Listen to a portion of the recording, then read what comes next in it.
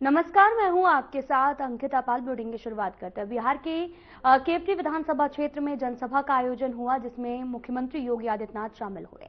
जनसभा को संबोधित करते हुए सीएम योगी ने कहा कि आपने गांधी के 3 बंदरों के बारे में सुना होगा। आज इंडी गठबंधन के अपने 3 और बंदर आ गए हैं, पप्पू, टप्पू और अप्पू। पप्पू सच नहीं बोल सकता, टप्पू सही को देख नहीं सकता और अप्पू सच सुन नहीं सकता। ये 3 बंदर परिवार के माफिया को बहला फुसलाकर और उन्हें अपना चेला बनाकर बिहार की सुरक्षा में सेंध लगाने की कोशिश कर रहे हैं।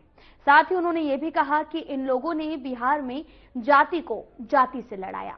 बंदूक और पिस्टल से इन्होंने बिहार की पूरी व्यवस्था को कलंकित कर दिया है।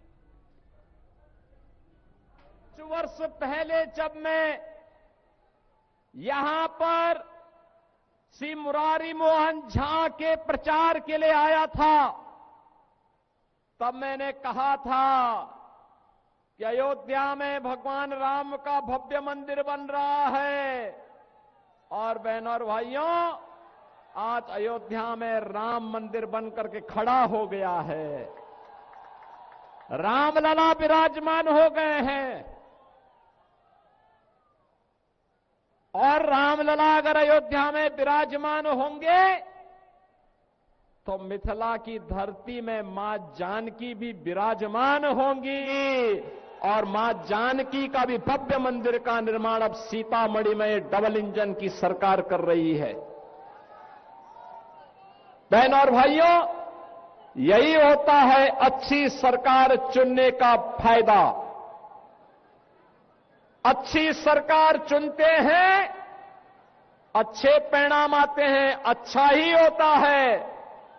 आप देखो ना कि आपकी आस्था का भी सम्मान किया। मां जानकी का मंदिर यहां बन रहा है और उत्तर प्रदेश में भगवान रामलला का भव्य मंदिर का निर्माण हो गया है। और अब दोनों को जोड़ने के लिए राम जानकी मार्ग का निर्माण का कार्य भी युद्ध स्तर पर आगे बढ़ चुका है। बहनों और भाइयों, 2005 के पहले जब हम लोग आते थे, अयोध्या से दरभंगा आने में हमें 16 घंटे लगते थे, 16 घंटे। और आज मुझे लखनऊ से दरभंगा आने में मात्र 45 मिनट लगे हैं। 45 मिनट। यह है डबल इंजन सरकार की डबल स्पीड। बहनों और भाइयों, मैं जब मंच पे था, यहां का सम्मान और यहां की पहचान मोदी जी ने मखाना बोर्ड बना करके मिथिला की धरा को, दरभंगा की धरा को एक बार फिर से सम्मानित करने का काम किया है। बहनों और भाइयों, यहां के लाख की चूड़ियों को एक नई पहचान दिलाने के लिए भी ये डबल इंजन की एनडीए की सरकार पूरी प्रतिबद्धता के साथ कार्य कर रही है। आज बिहार में क्या नहीं है? सड़क की बेहतर कनेक्टिविटी, रेल की कनेक्टिविटी, एयर कनेक्टिविटी। दरभंगा का एयरपोर्ट चालू हो चुका है। कितना अच्छा एयरपोर्ट बनकर तैयार हो गया है। और यही नहीं, अब तो बिहार में इनलैंड वाटरवे यानी जलमार्ग हल्दिया से पटना होते हुए और वह सीधे अयोध्या को जोड़ रहा है, अयोध्या से प्रयागराज को जोड़ रहा है।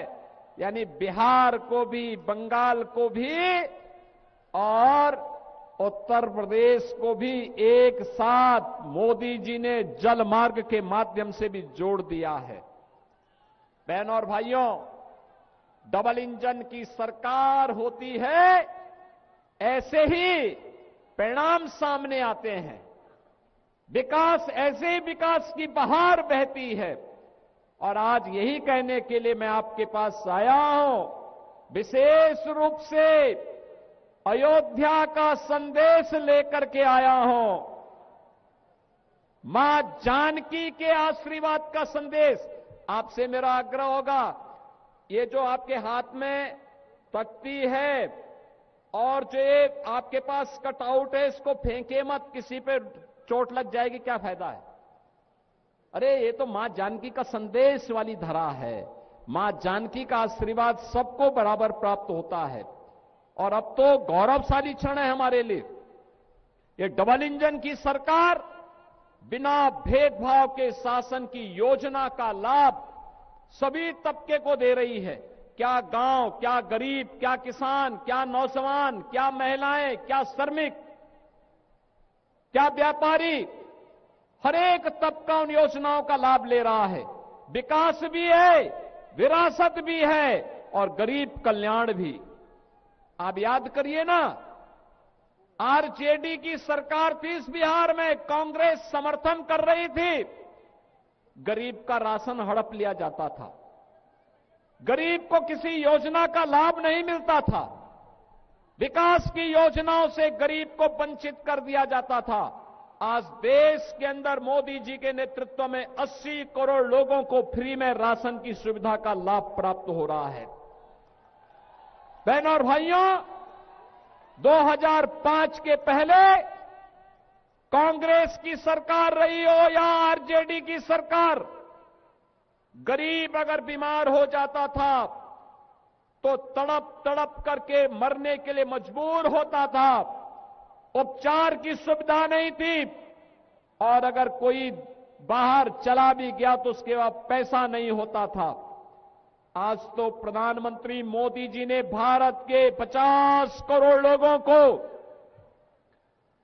आयुष्मान भारत के अंदर प्रतिवर्ष 5 लाख रुपए की स्वास्थ्य बीमा प्रदान कर दी है। आप कहीं भी जाइए, उपचार कराइए, 70 वर्ष से ऊपर का कोई भी व्यक्ति अपना उपचार करा सकता है। बहनों और भाइयों, नारी गरिमा के प्रतीक हर घर में शौचालय स्वच्छता का भी मानक बना है, बहन बेटियों के सम्मान का प्रतीक भी बना है। और यही नहीं, हर गरीब के सिर को ढकने के लिए छत मिलेगी। यह अभी मोदी जी ने, डबल इंजन की सरकार ने करके दिखा दिया है।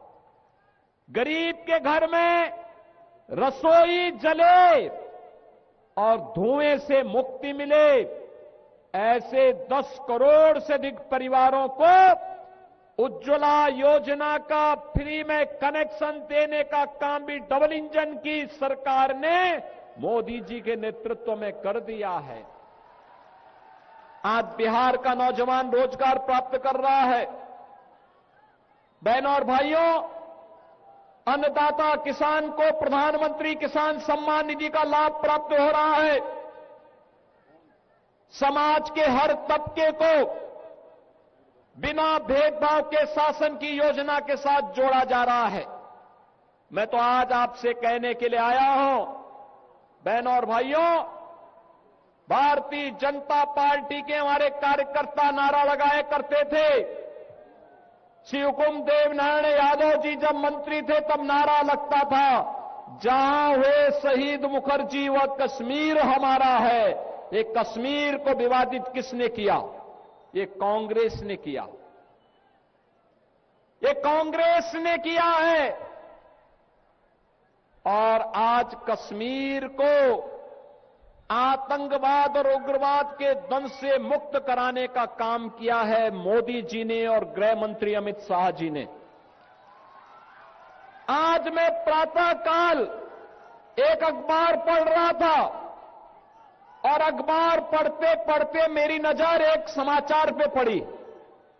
वह समाचार था कि एक फिल्म का एक्टर जो कश्मीर का था 27 वर्ष के बाद कश्मीर जा पाया।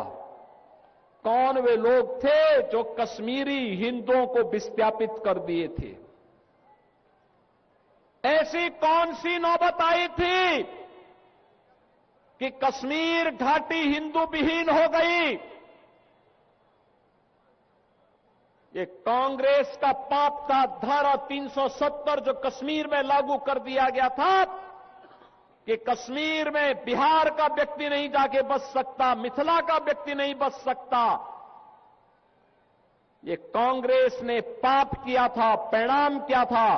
पाकिस्तानी वहां बस रहे थे और शेष हिंदुस्तानियों को कश्मीर खाली करने के लिए कहा जा रहा था। मोदी जी आए, धारा 370 समाप्त हुई। आज कश्मीर में मिथिला का व्यक्ति भी और बिहार का व्यक्ति भी समान रूप से जाकर के बस सकता है। यह अधिकार मोदी जी ने दिया है। बहनों और भाइयों, मैं तो आपसे कहने के लिए आया हूं, ये जो आरजेडी है, ये जो कांग्रेस है और इनका एक पार्टनर उत्तर प्रदेश में है समाजवादी पार्टी के रूप में, ये घोर हिंदू द्रोही है, रामद्रोही है, मां जानकी के विरोधी हैं। जो राम का विरोधी होगा, मां जानकी का विरोधी होगा, हमारा भी विरोधी होगा।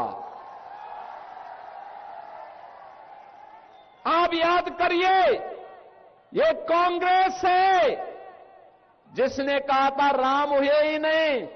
भगवान राम और मां जानकी के अस्तित्व पर इन्होंने प्रश्न खड़ा किया था। ये परम पिता परमेश्वर की साक्षात प्रतिमूर्ति है राम और जानकी। फिलहाल यहां रुकते हैं एक छोटे से ब्रेक के लिए।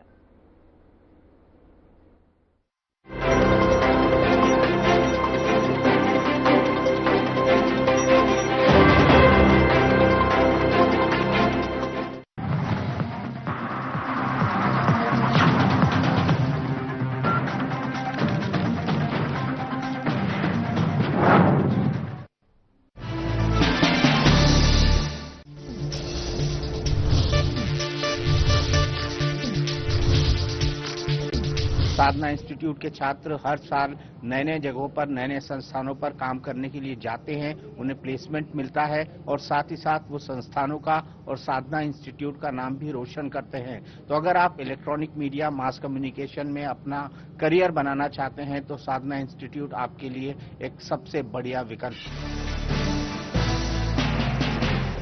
2047 में कैसा होगा विकसित भारत का विकसित उत्तर प्रदेश? क्या आप चाहते हैं कि कृषि क्षेत्र में नवाचार और पशुधन की समृद्धि से बढ़े अन्नदाता की आमदनी? गांव-गांव तक पहुंचे चौड़ी सड़कें, हवाई यात्रा के लिए किसान की जेब में हो पैसे, विश्व स्तरीय शिक्षा और वर्ल्ड क्लास इलाज, बढ़े उद्योग, रोजगार, नौकरी और अपना व्यापार, रिन्यूएबल और ग्रीन एनर्जी हो यूपी में फुल, ताकि कभी न हो बत्ती गुल। डीप टेक, एआई और इलेक्ट्रॉनिक संसाधनों का बिछे जाल, सांस्कृतिक धरोहर का पुनर्जागरण और गौरव काल। क्या आप चाहते हैं ऐसा उत्तर प्रदेश? अगर हाँ तो उठाइए मोबाइल, क्यूआर कोड को स्कैन करें और पोर्टल samarthuttarpradesh.up.gov.in पर लिखकर या बोलकर दर्ज कराएं सुझाव। आपके सुझाव से बनेगा विकसित यूपी का रोड मैप और मूल्यवान सुझाव देने वाले किए जाएंगे सम्मानित, क्योंकि आपकी राय विकसित यूपी बनाए।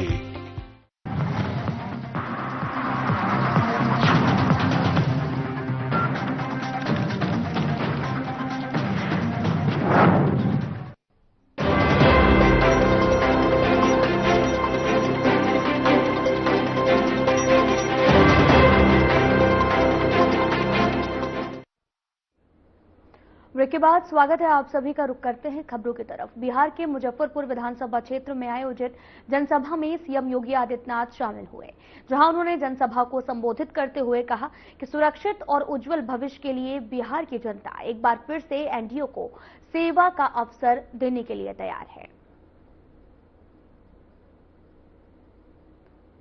मुजफ्फरपुर मिथिला साम्राज्य की अत्यंत प्राचीन स्थली के रूप में जानी जाती है। यहीं से कुछ दूरी पर सीतामढ़ी में मां जानकी का जन्म हुआ था। महाराज जनक, जिन्हें विधेयराज के रूप में पूरी दुनिया जानती है, ऐसी पावन धरा जहां पर बाबा गरीबनाथ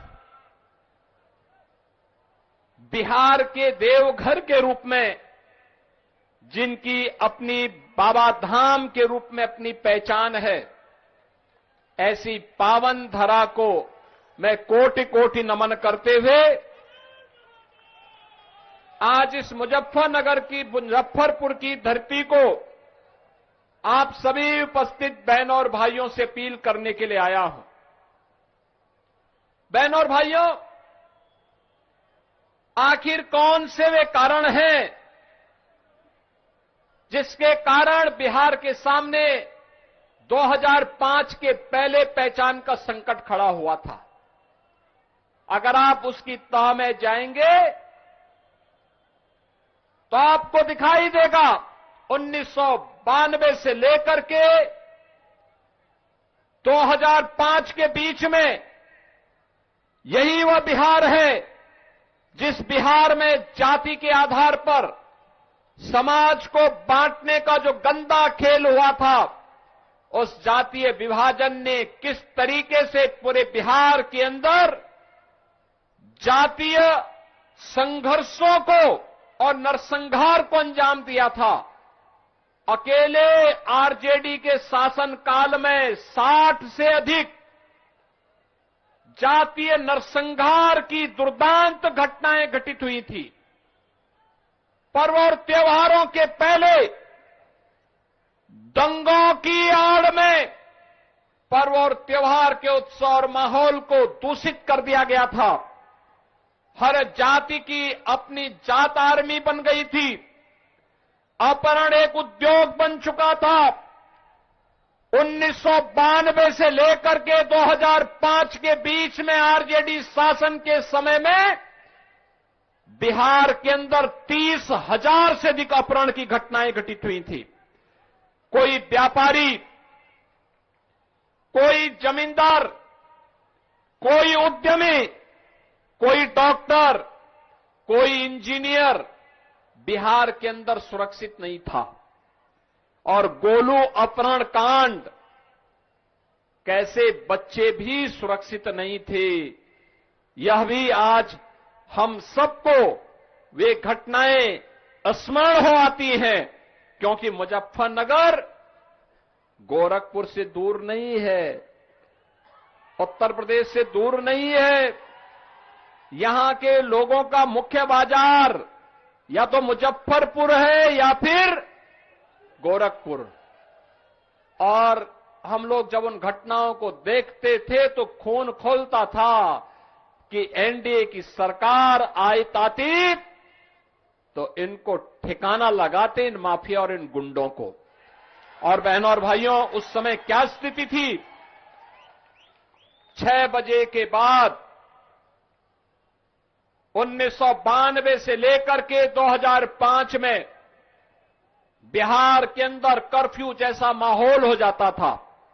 और तब पटना हाई कोर्ट ने टिप्पणी की थी कि सरकार का संचालन गुंडों के द्वारा किया जा रहा है।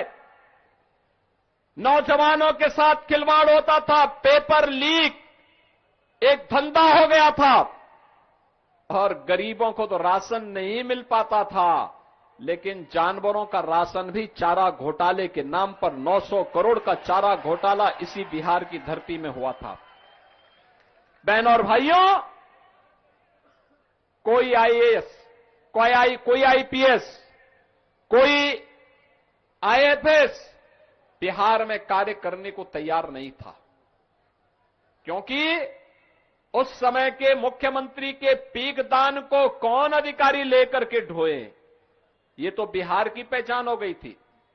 तो बिहार के डीजीपी को मुंशी बोल करके बुलाते थे, चीफ सेक्रेटरी को बाबू बोल करके बुलाते थे। बिहार की पहचान आरजेडी और कांग्रेस ने के इस नापाक गठबंधन ने तार तार करके रख दिया था। बिहार के नौजवानों के सामने पहचान का संकट। बिहार के अन्नदाता किसान प्लान करने के लिए मजबूर हो गए थे। कोई उद्यमी उद्यम लगाने को तैयार नहीं था, व्यापारी प्लान करने के लिए तैयार बैठा हुआ था। और बिहार के अंदर विकास के कार्यों के लिए जब कोई व्यक्ति कहता था कि सड़क बननी चाहिए, तो लोग कहते थे नहीं नहीं सड़क मत बनाओ, सड़क बनेगी तो ऐसा ना हो कि तुम्हारे गलत कार्यों को रोकने के लिए पुलिस आ जाएगी। यही तो बोला जाता था ना बिहार के पास। बिहार के गरखा विधानसभा क्षेत्र में सीएम योगी ने जनसभा की है, जहां सीएम योगी ने जनसभा को संबोधित करते हुए कहा कि जनता राष्ट्रवाद, विकास और सुशासन के साथ है। और आगे उन्होंने क्या कुछ कहा, आपको भी सुनाते हैं। भारत माता के एक यशस्वी और जुझारू सपूत से राजीव प्रताप रूडी जी को भारी बहुमत से विजयी बना करके भेजा। और मैं तब से सोच रहा था कि मैं छपरा फिर से जा नहीं पाया हूं, और बहनों और भाइयों आज आपके बीच में आया हूं। यद्यपि छपरा, सीवान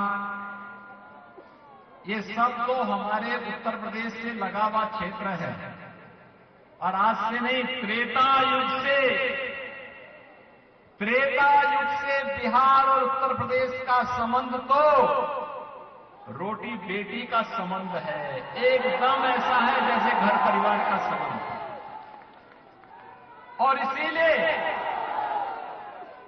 चाहते हुए भी इस दौरान उत्तर प्रदेश में क्योंकि कुछ माफियाओं को चांपने की कार्रवाई हम कर रहे थे, तो इसलिए वहां समय ज्यादा लगा। लेकिन आज चुनावी के बहाने फिर से मैं आपके पास आया हूं, आपका आह्वान करने के लिए। बहनों और भाइयों, बिहार का कितना गौरवशाली इतिहास है। बिहार, जिस बिहार में मां जानकी ने जन्म लिया हो, जिस बिहार में भगवान बुद्ध को ज्ञान प्रदान किया हो, जिस बिहार में जैन तीर्थंकर 24वें तीर्थंकर भगवान महावीर का जन्म हुआ हो, जिस बिहार ने विद्यापति जैसे मैथिली के यशस्वी साहित्यकार को जन्म दिया हो, जिस बिहार ने मैथिली, भोजपुरी संस्कृति को छठ के माध्यम से वैश्विक पहचान दिया हो, ऐसी शारदा सिन्हा को जिस बिहार ने जन्म दिया हो, जिस बिहार में राजा कामेश्वर सिंह जैसे यशस्वी राजा हुए हो, जिस बिहार में लोकनायक जयप्रकाश नारायण, डॉक्टर राजेंद्र प्रसाद, कर्पूरी ठाकुर, बाबू जगजीवन राम जैसे भारत माता के महान सपूतों को जन्म दिया हो, उस बिहार के सामने 1992 से लेकर के 2005 के बीच पहचान का संकट किसने खड़ा किया? बिहार में क्या नहीं था? आज से 2000 वर्ष पहले यह बिहार भारत को स्वर्ण युग में लेके गया था। यानी ये दिखाता है कि बिहार जब प्रगति करता है तो भारत प्रगति करता है। बिहार जब स्वर्ण युग में जाता है तो भारत का वह स्वर्णिम युग होता है। बिहार जब समृद्धि प्राप्त करता है तो भारत समृद्धि की ओर अग्रसर होता है। लेकिन इस बिहार के सामने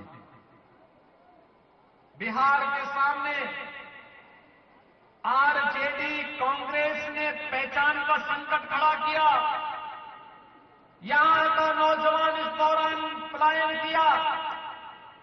आरजेडी के कारण जगह जगह जातीय सेनाएं खड़ी हो गई और जातीय नरसंहार की घटनाएं बिहार की पहचान बनती जा रही थी।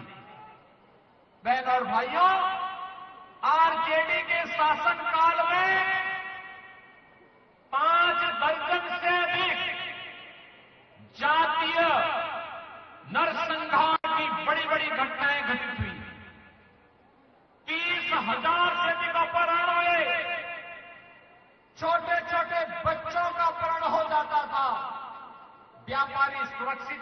बेटी सुरक्षित नहीं थी, बिहार के सामने पहचान का संकट आ खड़ा हुआ था और तब बिहार के नौजवानों ने अंगड़ाई ली थी।